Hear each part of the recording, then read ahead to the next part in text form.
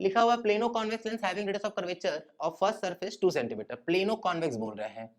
Plano convex एक surface plane, एक surface curve, और जो कर्व है उसका रेडियस दे देगा कितना, 2 centimetre. Exhibits focal length of f1 in air, another plano convex lens with first surface radius of curvature 3 centimetre. एक और लेंस भी है हम लोगों के पास, अगेन प्लेनो कॉन्वेक्स है, इसका रेडियस ऑफ कर्वेचर दे देगा कितना, 3 सेंटीमीटर।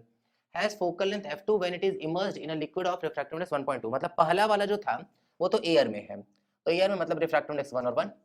ये एक ऐसे लिक्विड में जिसका रिफ्रैक्टिव इंडेक्स 1.2 है, तो ये 1.2 हो गया भाई। फिर if both the lens are made of same glass of refractive index 1.5, मतलब इसका रिफ्रैक्टिव इंडेक्स 1.5, इस वाले का भी रिफ्रैक्टिव इंडेक्स दे दिया गया है 1.5। ठीक, क्या बोला जा रहा है हम लोगों से, are made of same glass, ठीक है। ये the ratio of f1 and f2, अच्छा ठीक है, फोकल लेंथ निकालना है हम लोगों को और दोनों का ले लेना है रेशियो। शुरुआत करते हैं। फोकल लेंथ का भाई फॉर्मूला देख लेते हैं।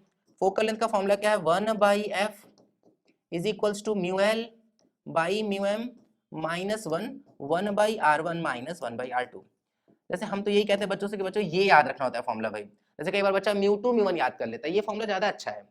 इस फॉर्मूले में देखते ही याद रहते ये पता चल जाता है कि कहां पर लेंस का रिफ्रैक्टिव इंडेक्स और कहां पर मीडियम का है। ठीक है, तो ध्यान रखें, ये वाला फॉर्मूला बहुत अच्छा है भाई।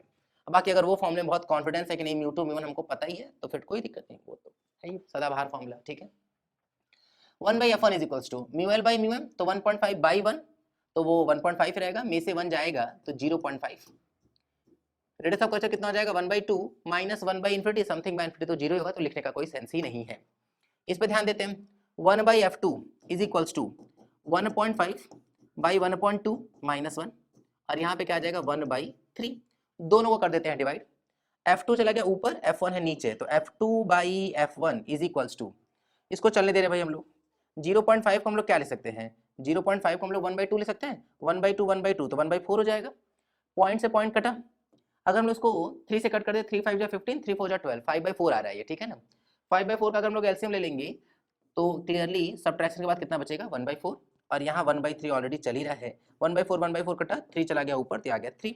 लेकिन प्रश्न हम लोग को क्या चाहिए, प्रश्न में हम लोगों को चाहिए f1/f2, तो पलट देंगे भाई, f1/f2 करेंगे तो 3 के बजाय जवाब क्या आ जाएगा, 1/3 आ जाएगा। मतलब इसका ऑप्शन नंबर सेकंड ठीक हो जाएगा। क्लियर है ना।